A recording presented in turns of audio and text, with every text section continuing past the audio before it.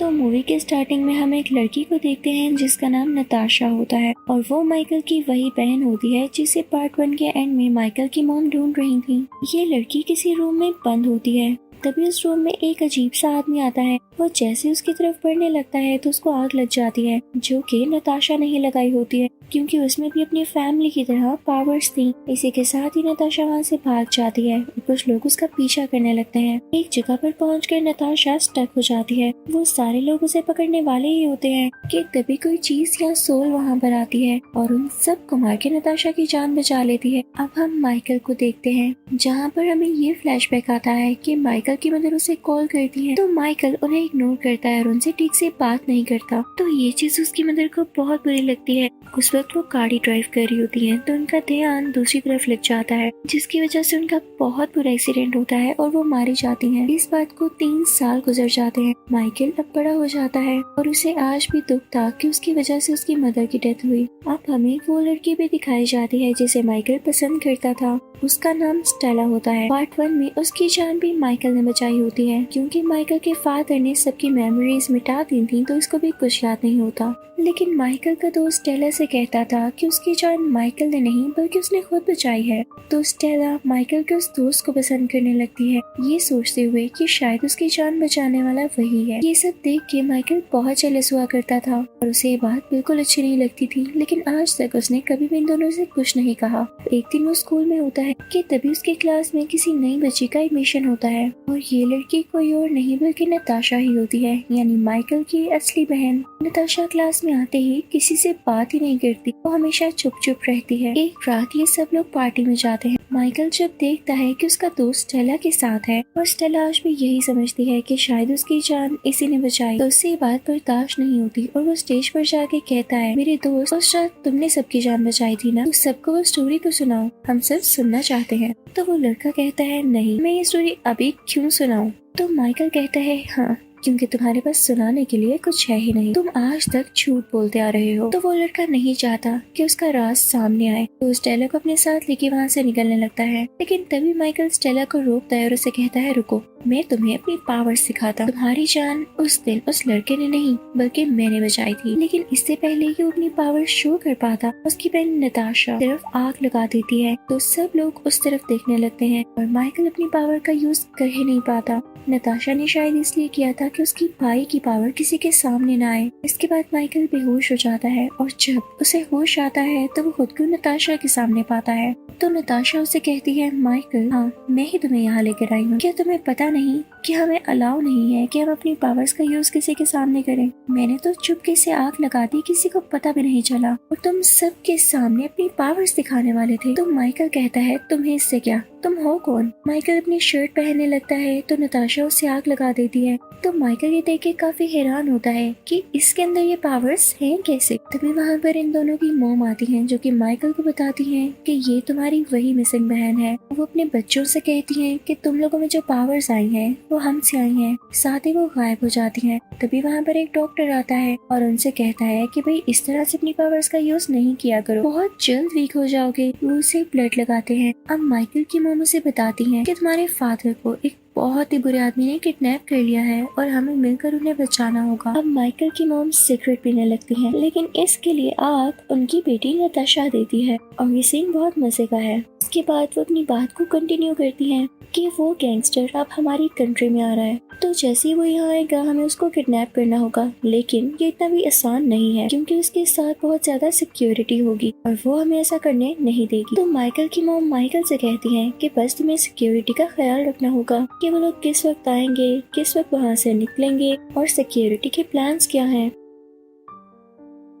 उन्हें बस थोड़े से खून की जरूरत थी क्योंकि काफी वीक हो चुकी थी। अब माइकल यूएसबी में वो सारा डेटा कॉपी करता है जो कि उसकी मदर ने पूछा था और करने को कहा था, जिससे उसकी मदर काफी खुश होती है और उसे गले से लगा लेती है। अब नताशा अपने भाई माइकल को बताने लगती है कि जहाँ पर मैं पहले रह रही थी वो लेडी तो बहुत अच्छी, लेकिन उनके मरने के बाद उनके बेटे ने मुझसे बहुत मिसबिहेव किया, जिसके बाद मैं अपनी जान बचाते हुए यहाँ आ गई। सच कहूँ तो मुझे मॉम लेकर आई है। अभी अच्छी बात होती है कि तीनों एक साथ रहने लगते हैं। उन दोनों की मॉम भी बहुत खुश होती हैं। ये साथ खाते हैं, एंजॉय करते हैं, सोते हैं और बचपन की सारी कमियां अब पूरी होती हैं। अब यहाँ पर हम देखते हैं कि माइकल की मॉम को एक फ्लैशबैक आता है जिसमें वो रशिया में थी, उन्हें किडनैप करके कहीं पर लेकर आया गया था। इनफैक्ट ये ऐसी जगह थी जहाँ पर वही गैंगस्टर कुछ एक्सपेरिमेंट कर रहा था उन लोगों के ऊपर जिनमें सुपर एबिलिटीज या पावर्स होती हैं। उनको इलेक्ट्रिकल शॉक्स देखे कि क्या इनकी पावर्स बढ़ती या चेंज होती है या नहीं। लेकिन एक दिन वहाँ से सारे लोग भाग गए जिनमें माइकल की मॉम भी शामिल थी। लेकिन इससे पहले ही वो गैंगस्टर अपनी जान बचाते हुए एक हेलीकॉप्टर में आ गया। नताशा और माइकल की मदर भी अपने बच्चों को ढूंढने के लिए इस तरफ आ गई और इनके साथ ये डॉक्टर भी आ गया जो कि पहले वहीं पर हुआ करता था। अब ये डॉक्टर यहाँ पर कोई काम कर रहे होते हैं। इनफैक्ट बात ये थी कि दुनिया में किसी न्यूक्लियर चेंज की वजह से कुछ लोगों में भी चेंजेस आए जिसके बाद उनमें पावर्स आ गई।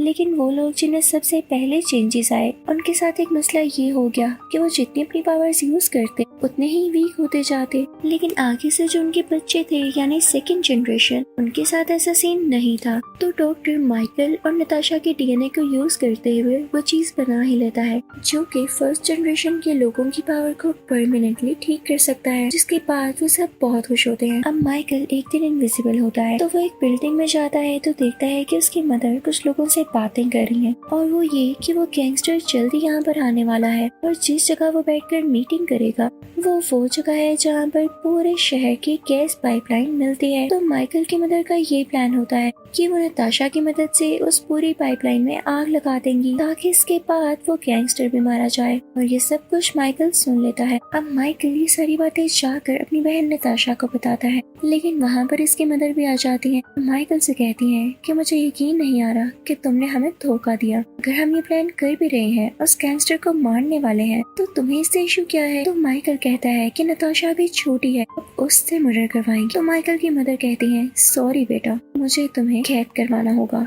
क्योंकि तुम मेरे अब किसी काम के नहीं। अब वो लोग माइकल को पकड़ लेते हैं। तो माइकल अपनी मदर से कहता है इसका फायदा क्या होगा, नताशा के साथ साथ आपको भी तो अपनी पावर्स यूज करनी होंगी, उसके बाद आप वीक हो जाएंगी। तो उसकी मदर कहती है नहीं अब नहीं, डॉक्टर अपने प्रोजेक्ट में कामयाब हो चुका है। इसी के साथ वो एक बहुत बड़े टैंकर में जाती है जिसमें कोई लिक्विड होता है। वो उसके अंदर जाती है और जब बाहर आती है तो उनकी बॉडी पहले की तरह हो चुकी होती है, बिल्कुल साफ और हील। और अब इनमें ये पावर भी थी कि वो जितना भी अपनी पावर्स का इस्तेमाल करें वो कभी भी वीक नहीं होंगी। माइकल को जहाँ पर बंद किया होता है वो वहीं पर बेहोश हो जाता है और कुछ ही टाइम में उसे किसी की आवाज आती है जो कि उसके फादर की होती है। तो उसके फादर उसे कहते हैं माइकल घबराओ नहीं, मैं हूँ तुम्हारा फादर। इनफैक्ट मुझे भी तुम्हारी मदर ने ही यहाँ पर कैद किया हुआ है क्योंकि मैं भी उनके इरादों को जान गया था, लेकिन फिक्र नहीं करो हम इससे जल्द ही आजाद होंगे। माइकल के फादर उसे यहाँ पे काफी अजीब चीज बताते हैं कि तुम नहीं जानते कि तुम्हारी असली मॉम कितनी जालिम है।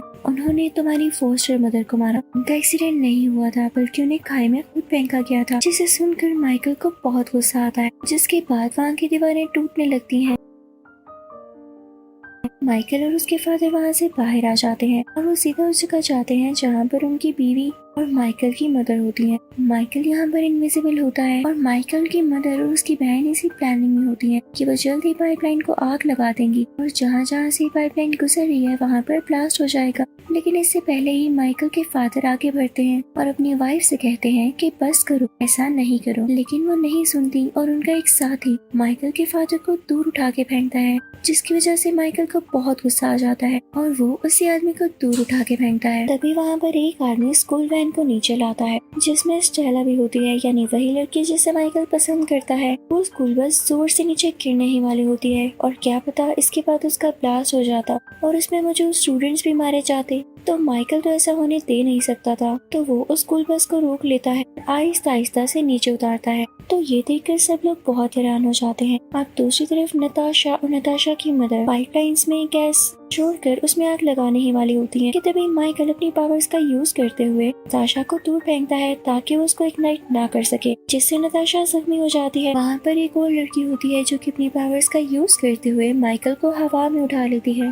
ताकि माइकल कुछ कर न सके। नताशा की मदर उसके पास जाती हैं और उसके कान में कहती हैं, जल्दी करो बेटा, हमें देरी नहीं करनी। तो माइकल टेलीपैथी को यूज करते हुए अपनी बहन नताशा से बात करता है और उससे कहता है कि हमारी मदर बहुत जालिम है, इन्होंने ही मेरी फोस्टर मॉम को मारा था और पता है ये यहाँ क्यों आई है, सिर्फ और सिर्फ अपने पर्पस के लिए, क्योंकि ये चाहती थी कि अपनी पावर्स का यूज करें और वीक न हो, इसीलिए इन्होंने हमारा डीएनए यूज किया। इसके अलावा इन्हें हमसे कोई मतलब नहीं था, ना ही हमसे प्यार करती है। तो नताशा अपनी मदर का माइंड रीड करती है तो वाकई में ऐसी ही बात होती है, जिसे फील करके नताशा को बहुत बुरा लगता है और वो अपनी मदर का काम नहीं करती। नताशा पीछे मुड़ती है और अपनी मदर से कहती है कि आप सिर्फ बदला लेना चाहती हैं, कभी किसी से प्यार नहीं कर सकती, इसीलिए तो अपने डैड के साथ भी ऐसा किया। तो ये सुनकर उनकी मॉम को काफी गुस्सा आता है और वो खुद को गायब कर लेती है। लेकिन तभी वहाँ पर हम देखते हैं कि इन दोनों की मदर जो कि गायब थी, लेकिन वो एक लकड़ी का टुकड़ा उठाती हैं जिस पर आग चल रही होती है, स्टेयर्स के ऊपर जाने लगती हैं उसी पाइपलाइन पर आग लगाने के लिए। लेकिन तभी वहाँ पर माइकल के फादर आ जाते हैं और उनको रोकते हैं,